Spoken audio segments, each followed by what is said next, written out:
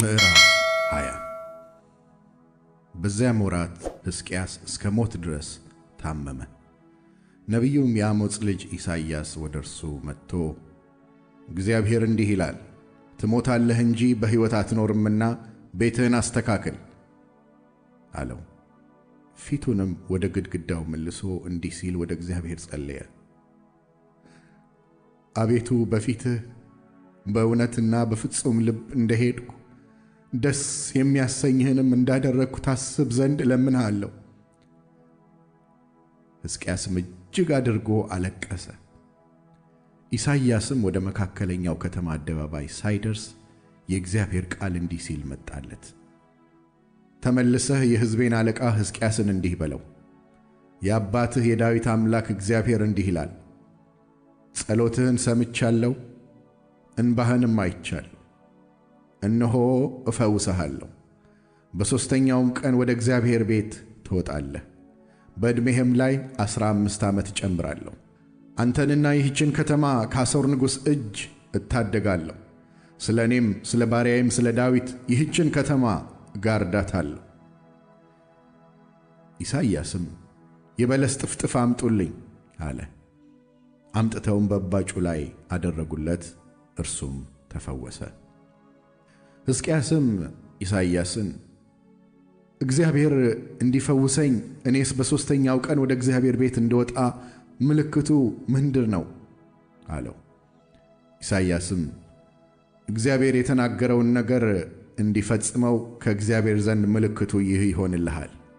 ጥላው 10 ደረጃ ወደፊት ይሄድ ዘንድ ወይም 10 ደረጃ ወደ ኋላ ይመለስ ዘንድ ትወዳለህን አለ። ሕዝቅያስም ጥላው 10 ደረጃ ቢጨምር ቀላል ነገር ነው፣ እንዲህ አይሁን፣ ነገር ግን ጥላው 10 ደረጃ ወደ ኋላ ይመለስ አለው። ነቢዩም ኢሳይያስ ወደ እግዚአብሔር ጮኸ።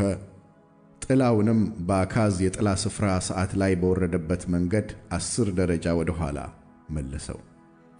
በዚያም ዘመን የባቢሎን ንጉሥ የባልዳን ልጅ መሮዳክ ባልዳን ሕዝቅያስ እንደታመመ ሰምቶ ነበርና ደብዳቤና እጅ መንሻ ወደ ሕዝቅያስ ላከ።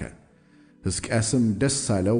ግምጃ ቤቱን ሁሉ ብሩንና ወርቁንም ቅመሙንና የከበረውንም ዘይት መሣሪያም ያለበትን ቤት በቤተ መዛግብቱም የተገኘውን ሁሉ አሳያቸው። በቤቱና በግዛቱ ሁሉ ካለው ሕዝቅያስ ያላሳያቸው የለም። ነቢዩም ኢሳይያስ ወደ ንጉሡ ወደ ሕዝቅያስ መጥቶ እነዚህ ሰዎች ምን አሉ? ከወዴትስ መጡልህ አለው። ሕዝቅያስም ከሩቅ አገር ከባቢሎን መጡ አለው። እርሱም ከቤትህ ያዩት ምንድር ነው አለው። ሕዝቅያስም በቤቴ ያለውን ሁሉ አይተዋል፣ በቤተ መዛግብቴ ካለው ያላሳየኋቸው የለም አለው። ኢሳይያስም ሕዝቅያስን የእግዚአብሔርን ቃል ስማ፣ እነሆ በቤትህ ያለው ሁሉ አባቶችም እስከ ዛሬ ድረስ ያከማቹት ሁሉ ወደ ባቢሎን የሚፈልስበት ወራት ይመጣል፣ ምንም አይቀርም ይላል እግዚአብሔር።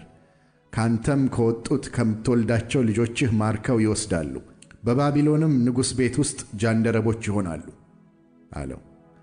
ሕዝቅያስም ኢሳይያስን የተናገርከው የእግዚአብሔር ቃል መልካም ነው አለው።